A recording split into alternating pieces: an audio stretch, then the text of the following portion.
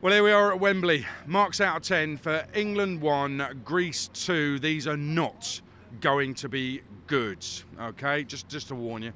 We'll start in goal with Jordan Pickford, who had one of his worst nights in an England shirt. Some shocking decisions from the England number one. Huge error he was lucky to get away with in the first half. Possibly an error for a goal that was disallowed for a marginal offside second half as well. Jordan Pickford, you get a 1 out of 10 and probably lucky to get that.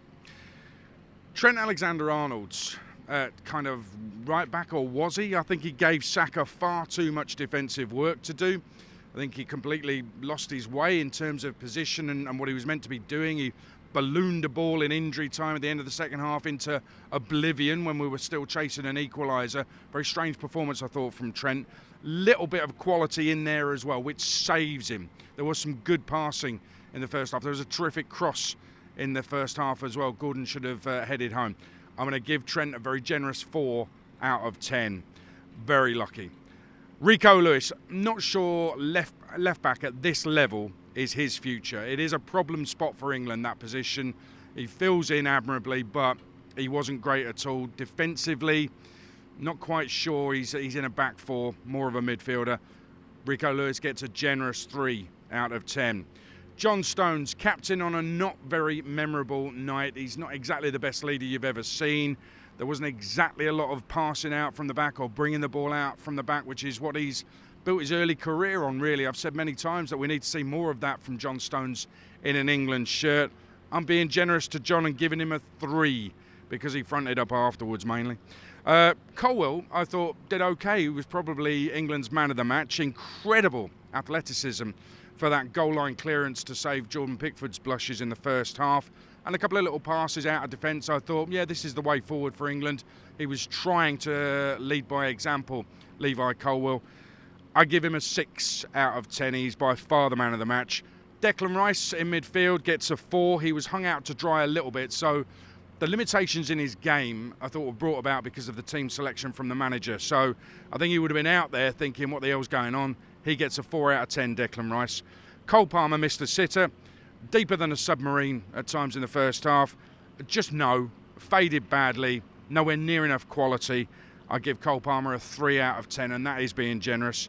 Phil Foden, I forgot he was playing. I love Phil Foden. He gets 1 out of 10. Anthony Gordon. Wow, people have been going on and on about Anthony Gordon has got to be in the England team. Well, on that evidence, why? Lost the ball way too much. Missed a relatively straightforward chance. Can he head a ball properly? I don't know. I thought he was pretty awful. Anthony Gordon gets a 1 out of 10. Lucky to stay on as long as he did, I thought, tonight. Bukayo Saka worked very hard because he probably had to on that right-hand side. Little attacking spark from him, went off injured. I'm going to give him a 4. He's pretty lucky to get that. Jude Bellingham. Unconvincing as a false 9. Terrific finish for the goal, but an over-celebration when it's 1-1 against Greece. And he's waving his arms about like an air traffic controller, trying to get the England fans going. I'm sorry, mate, the players have been rubbish. You've got to do something before the England fans get going. They paid a fortune to get in here.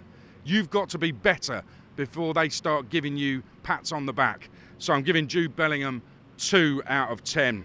Let's have a look at the subs. Ollie Watkins, for me, should have started. High energy when he came on. It blazed one over the bar. Probably should have made the keeper work or put it in the back of the net. I'll give him a 5 because he was high energy. He was trying to do the right things. And Noni Madueke, I thought he caused problems on the left when he came on, so I'm giving him a 5 out of 10 as well. A little bit generous, but at least he showed willing, didn't fade under the pressure. Dominic Solanke, I didn't think was on long enough, but he did okay when he came on. Lee Carsley gets a mark, and I mean a mark. Failed to pick a proper team. It's the basics for an England manager. Lee Carsley, you turned up. 1 out of 10.